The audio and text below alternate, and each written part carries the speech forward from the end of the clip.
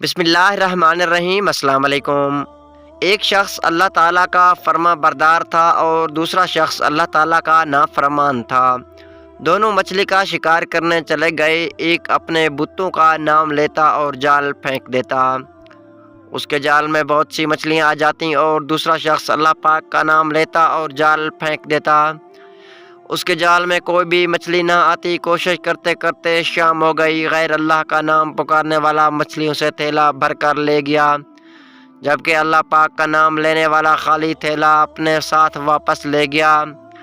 اللہ پاک کے فرشتے غمگین ہو گئے اور عرض کی، اے دو جہانوں کے مالک، تیرا نام لینے والا خالی ہاتھ جا رہا ہے اور تیرے دشمنوں کا نام لینے والا مچھلیوں سے بھرا ہوا تھیلا لے کر جا رہا ہے۔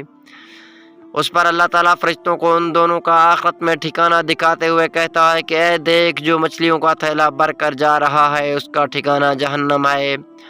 مچھلیاں اس کے کس کام کی، اور جو خالی ہاتھ جا رہا ہے اس کا مسکن یہ جنت ہے اور اس کا کوئی بدل نہیں۔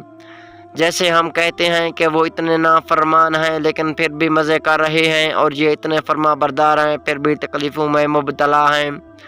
اللہ کے یہاں مقبولیت اور پسندیدگی کا معیار کچھ اور ہے، وہ ذات حکیم ذات ہے۔